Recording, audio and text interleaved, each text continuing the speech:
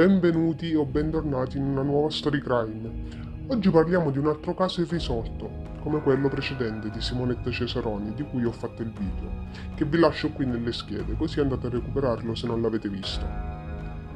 Anche l'assassino della triste vittima di oggi non ha un colpevole. Quindi iniziamo subito con il caso di oggi.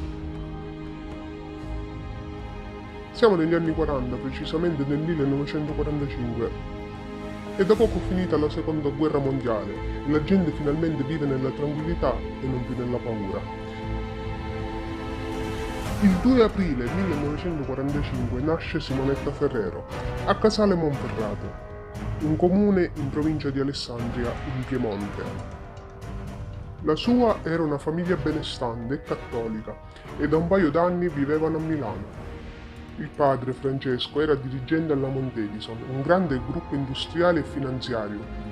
La madre, Liliana, era una casalinga, le sorelle, Elena era biologa e Elisabetta era laureata anche lei in biologia, e aveva anche uno zio, Monsignore, Carlo Ferrero. Vivevano tutti in un appartamento in via Osoppo. Simonetta, 26 anni, era una brava ragazza, riservata e con la testa sulle spalle. Non aveva ancora un fidanzato e nessun corteggiatore che gli ronzava intorno. Nel 1969 si era laureata in scienze politiche all'Università Cattolica di Milano e con l'aiuto di suo padre era entrata a lavorare alla Montedison, alla direzione dell'ufficio del personale. La sua era una vita tranquilla, fatta di famiglia e lavoro, e nel suo tempo libero faceva volontariato presso le Dame di San Vincenzo o alla Croce Rossa. Sabato 21 luglio 1971, a Milano faceva un gran caldo, la città si stava svuotando.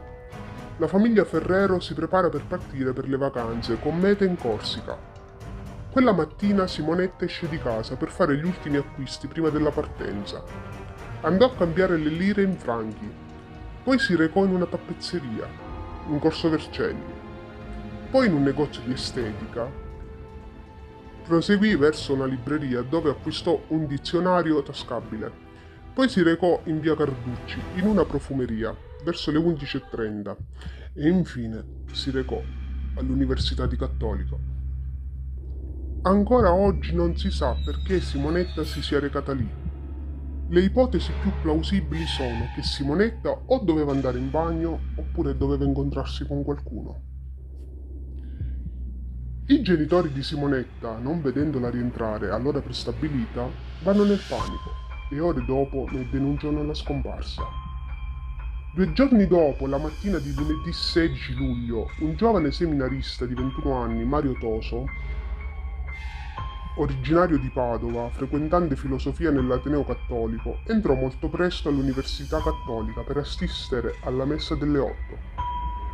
Finita la messa decise di salire al primo piano percorrendo la scala G per vedere se vi fossero delle comunicazioni per lui in bacheca.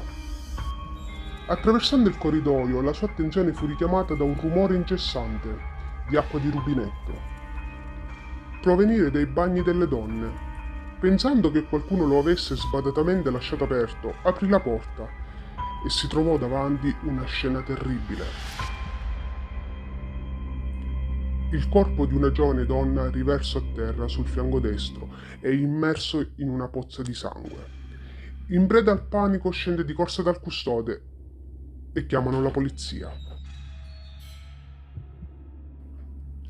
La polizia arriva subito, anche per evitare di far inquinare la scena del crimine dagli studenti. Simonetta era riversa a terra, sul fianco destro, al centro della stanza, immersa in una pozza di sangue. C'era sangue ovunque, sulle pareti, sulla maniglia e sulla porta, una grande impronta insanguinata.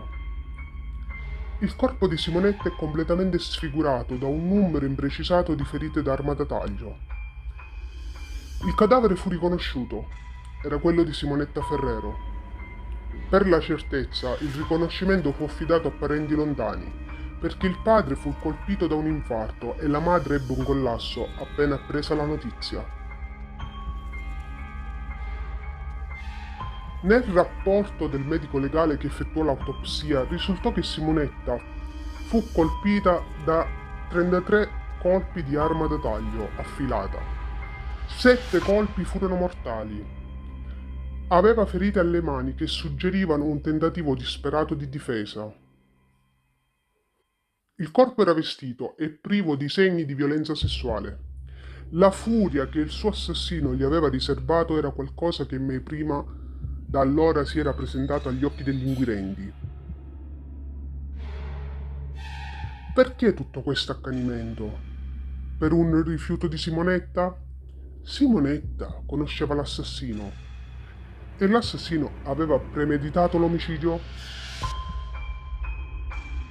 Tante sono le domande su questo caso e tanti gli indizi, ma i mezzi e l'inesperienza degli inquirenti non aiutarono a chiudere il caso.